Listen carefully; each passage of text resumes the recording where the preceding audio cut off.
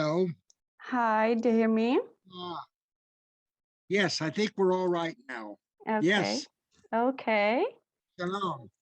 Hello. Good morning Yeah. Good and good morning. Good evening morning. from here. Good evening. Yes, So, how are you? Everything is okay? everything is okay. Thank you. Uh, Okay. it's a little cold. It's a little cold here. We've had a lot of snow yesterday, but it's Nice. comfortable. Okay. Nice. Okay.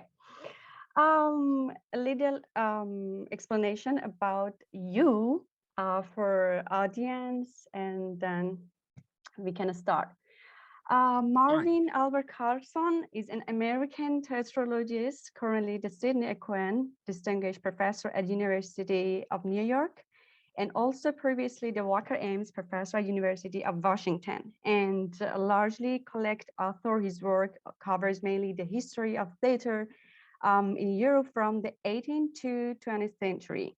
So a general explanation about me. I'm Zohreh Sadati from Iran, Tehran, a performance artist, poet, actress, and documentary photographer, also writer, maybe.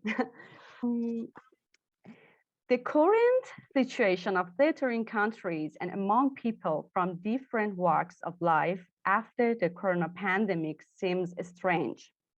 But this is an opportunity for us to ponder on art. What matters is a branch of art that is always full of mystery and wonder to me.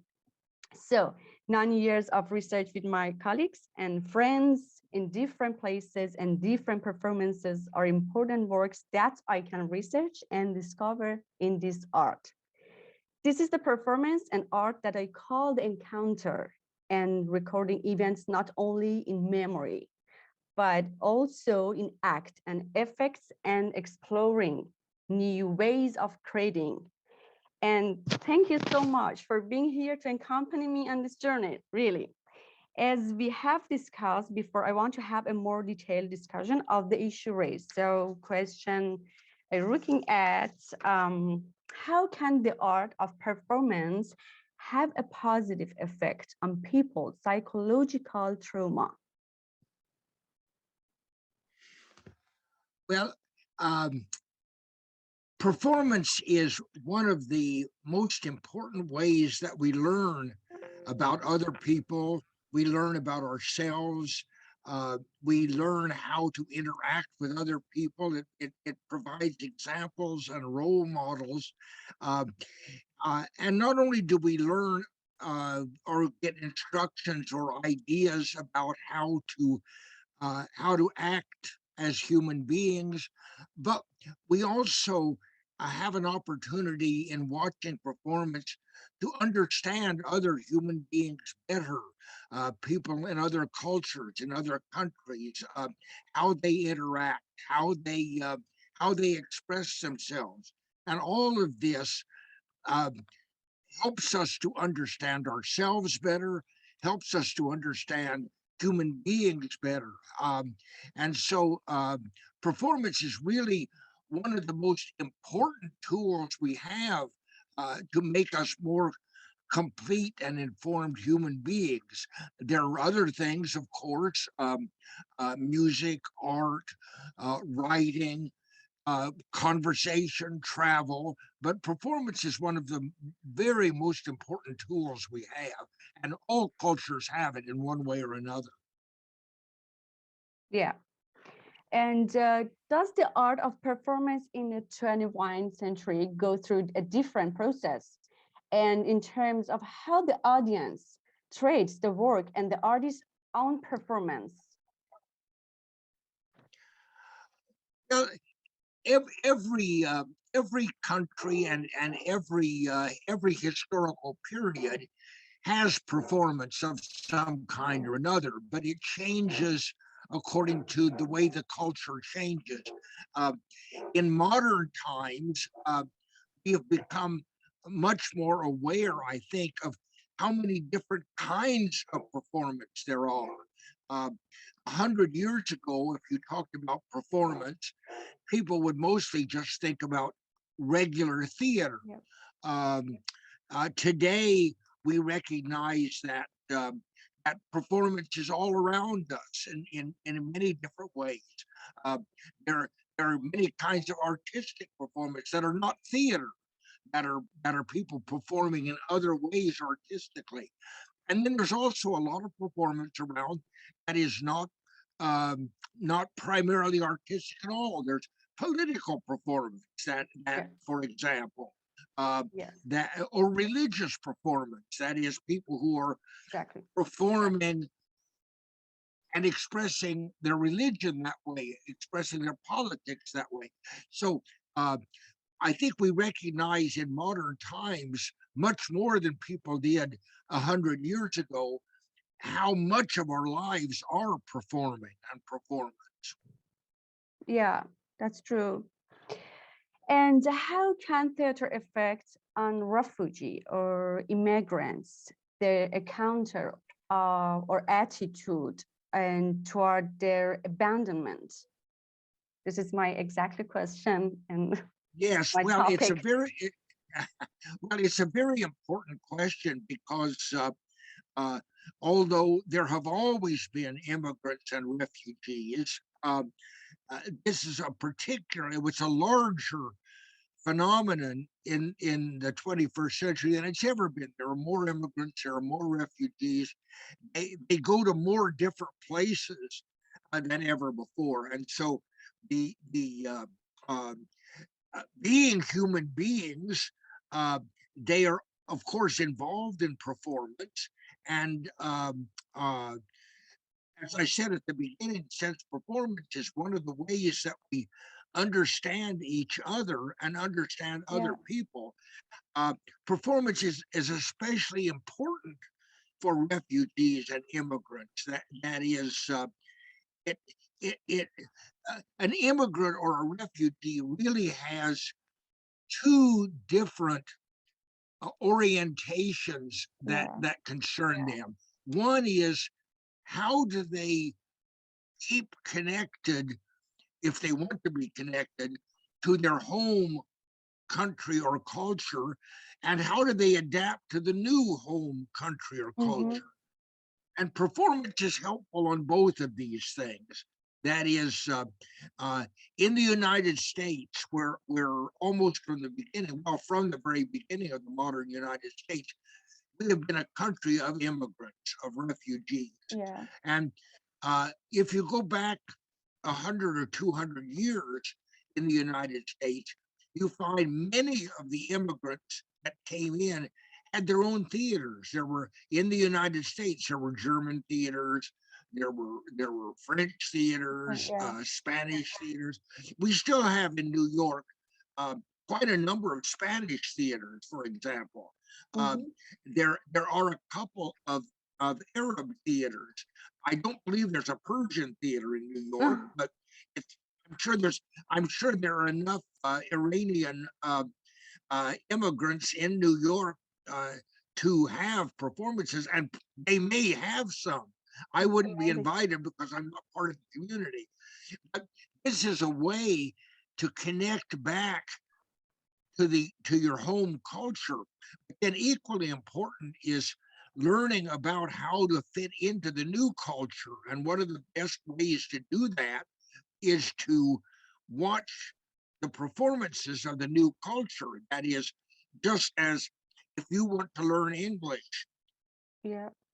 a very good way is to watch English television or English films or movies, Mm-hmm. English performances. How do they act? How do they talk to each other? Sure. And all of that performance is a wonderful way to learn that. So, both in looking forward to the new country or culture and in looking back to the old one, performance is very helpful. Yeah, I think so. Thank you. So, and it is better for performance artists to emphasize the principle of performance or the process of achieving performance. Both are important, really. Um, the In English, we often say are you interested in the process or the product? Uh-huh. That's the distinction here. Um, well, both are important, really. In again, and this has changed in modern times. Uh, one or two generations ago, certainly in the last century, the emphasis in performance was always on the product. Uh, Mm-hmm. if you were getting a play ready to present, you were not interested in how you got it ready. You were interested in the final product. Um, but performance is interested in both things, and sometimes performance is even more interested in the process of how the performance is done. Um, so it really depends on the particular situation. Some performances uh, emphasize the process, and some performances, in fact, never look toward a product at the end. They're looking they are they want their audiences to watch how the thing is done. Uh, so it can emphasize either things. I think in general, one of the ways that we say performance art is different from theater is that Yeah. performance art looks more at the process and is more conscious of the process. Yeah. Yeah. And how to get an idea from a word or image in creating the work and participation of the audience. Again, this has changed in modern times. Mm-hmm. We're we used to think in the 20th century even, and certainly before that, that the audience uh, was not really uh, part of the process. They were they the actors just did something, and the audience sat there quietly and received it. It was almost like there was no feeling of interaction. It was almost like going to a museum and watching a painting. Mm-hmm. Um, Today, we're much even in regular theater and certainly in performance art. There's much more. We're much more aware that the audience is part of what's happening, and you can't really understand the process either in performance or theater unless you recognize that it's a dynamic process with both the audience and the actors or the performers contributing to it. Uh, I think performance has really made us much more aware of the audience as contributing to the final product Mm-hmm. or even to the process. Like this, my sixth question: the art of watching, listening, and taking notes is part of the art of performance. Yeah. How can an artist use these three tools to narrate his story and personality, events, and what is happening to politics and people and society? Well, that's a very big question. Yeah. Yeah. the eh, Again, I think because we are so much more aware as individuals and a society of the importance of performance, I think we're more conscious and more aware of it. That when when a politician is speaking, um, uh, we now recognize this is a performance. They Yeah. are they are calculated just like an actor. I'm not saying that's a bad thing. Uh, it is just a reality that we recognize this is an artistic and political and cultural process. Um, the and I think that in terms of recording, how you write this down, how you keep a record of it, uh, all of those things are involved in the process too. That is when when a um, when a politician uh, And between wants to art. give a major, wants to make a major speech, they see it rather like um, an artistic performance. and they plan it out in advance. They write it out, and they work from a script, just as an actor does. Mm-hmm, mm-hmm. In fact, the artist narrates what happened to the society, yeah, and itself by implementing Yes. and creating their ideas, influencing individual in history, yeah, and about society, yeah. And is the Yes, art, exactly. yeah, and is the artist obliged to emphasize the presence in the performance place, and or can the present energy be enough in the new performance methods without the presence of the artist? Oh, I think you have to have an audience.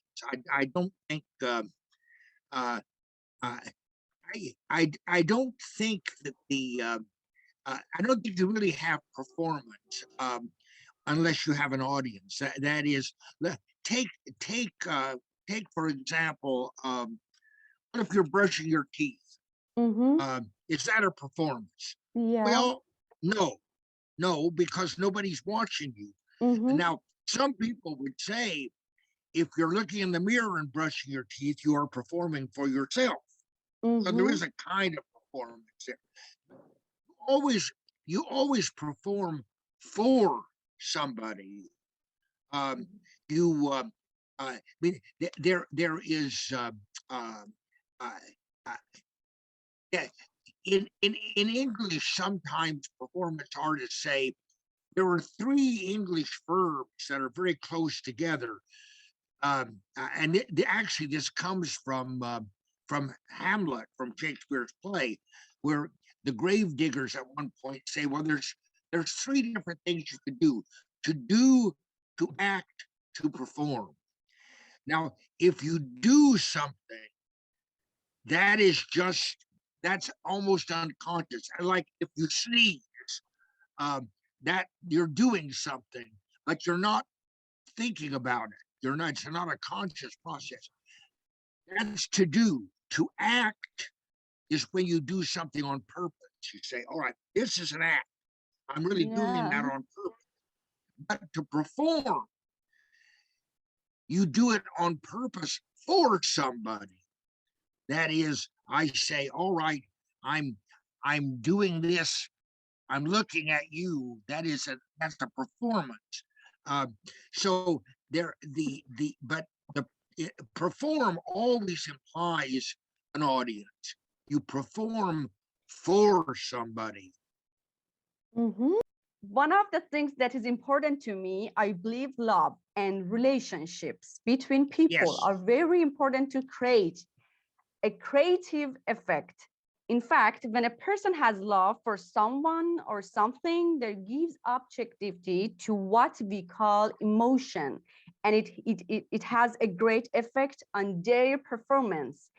I think it is a human encounter with itself. It may even be accompanied by suffering, maybe, and what both we think they will be only a creative encounter for express a great deal of the energy of inner nature in actions. Is it true or not? oh, yes. I think it is true that um, actually in Europe, um, actors have been arguing about this for centuries about, are you a better actor if you actually feel the emotions that you're portraying, or are you a better actor if you do it intellectually? You think this is the way people look, or this is the way a voice sounds when they're in love or when they're angry or something. Is this a mental process or an emotional process? Um, Mhm. and who's the better actor? Is it the one who says, Yes. okay, if I'm angry, I have to raise my voice a little, I have to frown, I have to, or is it somebody who just says, I am going to think about things that make me angry, and that I'll use that then to be an actor. Uh, this is an old debate, really, and there are people who believe very strongly on both sides of it. Personally, I believe it's primarily emotional. I think you have to really, I think you have to feel something Mhm. to calculate into it, although there is some calculation. It really is kind of a mixture. But uh, the thing is that that emotions, love, hate, anger, these are the tools that a performer has, the same way that a violinist has musical notes. There, the thing is that you, as a performer, you are your own violin, you are your own piano. You have those notes in you, and and you have to find a way to strike them and to project them to other people. Um, that's that that that is both the most fascinating thing about performance, and it's also one of the most difficult things about performance. Uh, Mhm. if a person is not a very good actor and they're trying to pretend that they feel love or anger, you will often say, "Oh, I don't believe that. I don't think they're. I think they're just pretending." Uh, there has to be an authenticity about it. That's one of the greatest challenges of uh, of acting. That was that was really what the great Russian theorist Stanislavski wrote Yeah. entirely about. How do you make the emotions real? How do you make them? How do you actually Mhm. project that reality to the audience? And it's absolutely essential. Again, this is our raw material, just like sounds are to the musicians. Yeah, but I think I can create of love sometimes more than hate or angry. Um, yeah, the love is important for me for creating like poetic and performance and video art and maybe photographing of people in the street. I cannot with hate. I cannot with angry. Yeah, with love is better. Well, I think the thing is that there is a love that is underneath all of this, and that is the love of performance, the love of theater itself. That Mm-hmm. that that and it is just it's, if you think of it like cooking, that you say, all right, I love to cook. I agree. Now that means that to make certain dishes, I use sweet things and sour things, and I use very hot things and things that really don't taste very good. They they make the mixture, and a good cook knows how to mix all those things together, and a good actor knows how to mix all the emotions together. You have all those emotions inside you.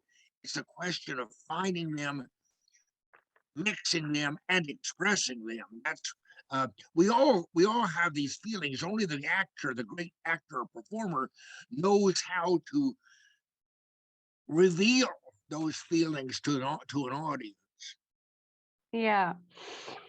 Thank you, dear Marvin, for this conversation and bear with me in this research and this journey. It will be definitely be amazing for people who think and act on performance and to hear your ideas and your voice and this conversation about what we're talking about. And I hope that future session will be full of sign and new ways for creating the performance and about the truth and art and artist practice really. Thank you so much for this Yes. conversation. Thank you, sir. It's been a great pleasure to speak with you. Thank Okay. you. Have a pleasant day. Bye bye now. See you again. Thank you. Bye bye. Thank you. Thank you.